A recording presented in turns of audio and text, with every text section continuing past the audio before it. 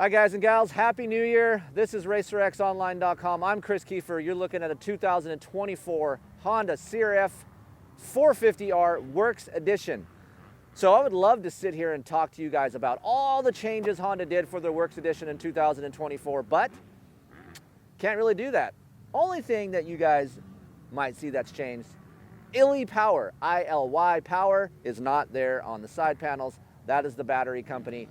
That's the only difference on this Works Edition. So what the hell are we going to talk about in this whole show that we have right here? So what I'm going to bring to you guys, I'm going to take this bike out, Glen Helen Raceway today, break it all down for you, what it feels like, try to compare it to some other 2024 factory editions or maybe some special mods that I have done to other 450s and where this thing fits in, as well as bring some people into the CRF450RWE world and see what they think. Give you some opinions and some thoughts and maybe some adjustments that you guys can make at home to make your Works Edition a little bit better. So stay tuned, we'll be right back and we'll break it all down for you from the track.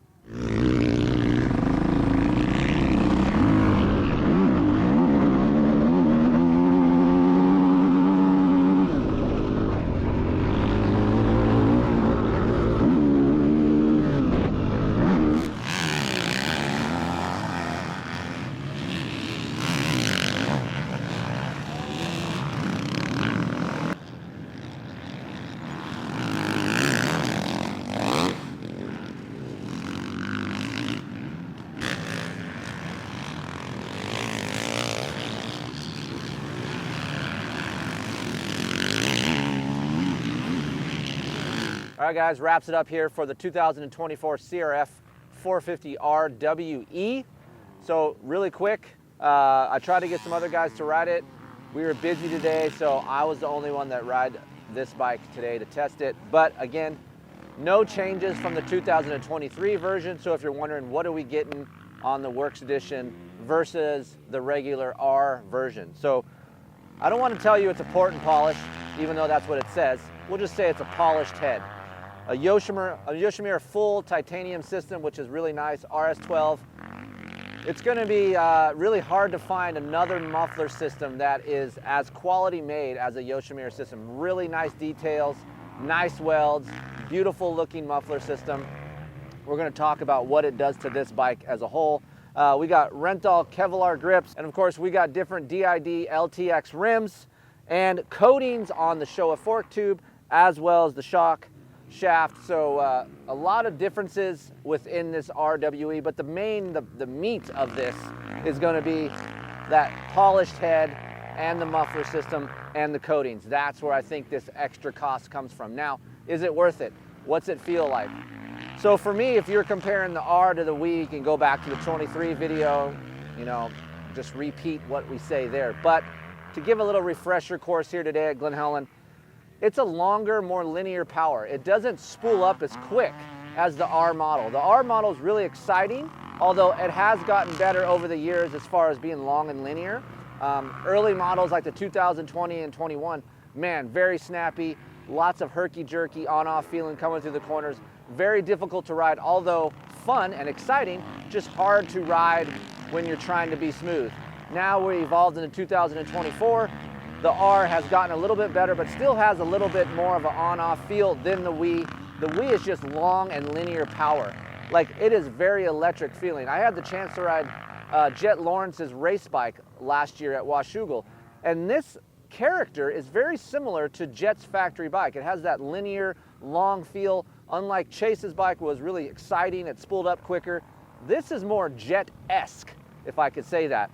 It's long, linear, and it just pulls second gear really far. There's not a lot of hit to it. So even in the map switch, you have a map 1 standard, 2 smooth, and then you have a map 3 that has more hit. Even in that map 3, it doesn't have a lot of just excitement and hit down low, which for me is very, very good. I like that because I can roll my corners nice, easy to pivot and corner, brake slide and get out of the corner without having to fan the clutch and keep the front end down because this thing drives straight through. Unlike the R where you pivot and drive, that front end wants to come up a little bit more than the WE. So I like the character of the WE better just because of how this power is spread around. Now, where do I think that is coming from? Sure, we can say it's from the head work, right? But for me, I think it's mostly coming from this Yoshimura RS12. I've ridden with this system on the R model, and I can tell you that is very, very similar to what this power feels like. It just smooths it out a little bit, and it just makes it long. So for me, I think that is a friendlier Honda to ride. And what that does, it translates that into the chassis. So if I could explain it in layman's terms, this chassis is the softest built aluminum chassis within the 450 class. Although when you ride it, it feels very rigid and stiff, because I think we are getting down deep into the stroke, right? And you're loading that chassis. I think it's flexing and then it's unloading, and that's giving us that rigid feel. I expect Honda to make some changes for next year, because obviously it is that time where they start making changes to the new bike on the 450 side. But for right now, this power actually helps that feeling.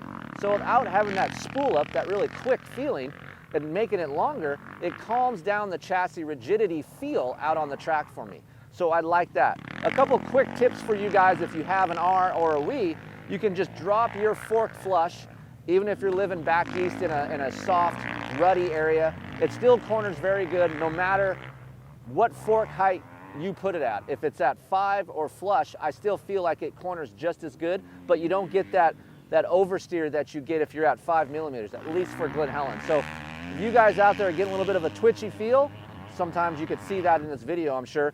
I'm dropping that fork flush, then I can open that rebound a little bit here, and that really helps calm the front end down, which I like.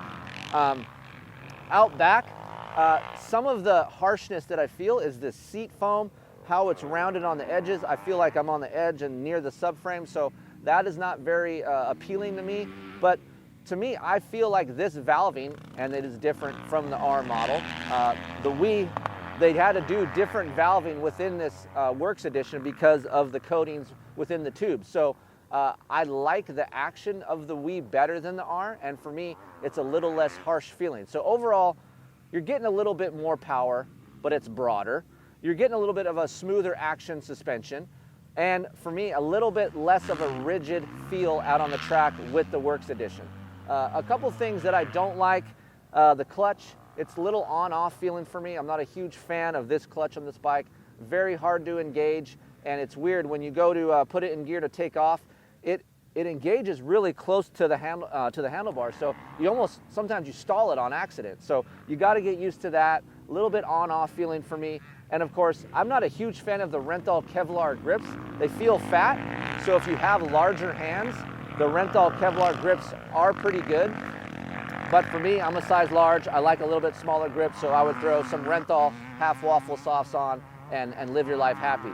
I like the ribbed throttle jockey seat cover. Of course, for me, the Works Edition, it rivals the KTM Factory Edition for me in looks. I would say the KTM Factory Edition is a little bit better looking in my eyes than this red machine, but man, this thing is sexy, especially with this Yoshimura system on it, and it looks very good. So it's up to you guys to get to that price difference, right? You want to get an R, do you want to get a Works Edition? To me, I think you can achieve some of this power feel if you got an R and you put a RS12 on it, but it would be hard to achieve that fork action and that shock plushness that I'm getting with this Works Edition over the R. So that means you might have to go get valving, springs, or whatever, but within this package, I feel like it's very comfortable.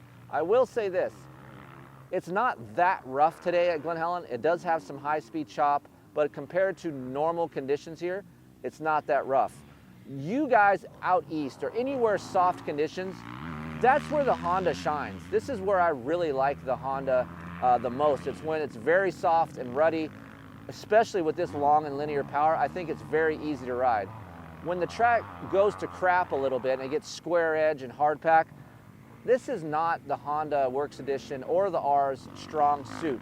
It just likes softer bumps, taller bumps, and lots of ruts. If you guys are back east and you ride that condition, I think this bike is really, really good, and it's very fun to ride.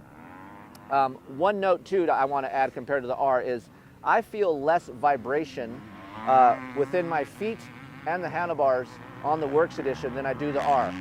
I'm very sensitive to vibration, so I do notice that I just got off the R here yesterday and I got on this Works Edition and I was like, man, less vibration with the Works Edition. So that is something to be noted as well. So Little subtleties within the Works Edition versus the R, but nonetheless, there are some differences. You can feel them on the track.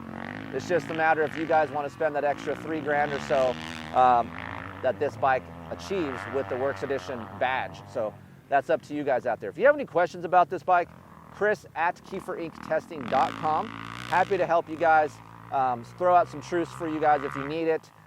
If you guys need a little bit of handheld to know what you guys want to buy, I'm happy to help you out there. And of course, we'll be back probably later on this year to talk about 2025 bikes and the Honda and all that stuff coming out here on RacerXOnline.com. And hopefully you stick around and subscribe. 12 issues, $30, the RacerX magazine. Lots of things within the pages that you can't see here online. So go do that and get yourself a free prize like a calendar or something. So I appreciate you guys watching these videos, and we'll see you on the next video.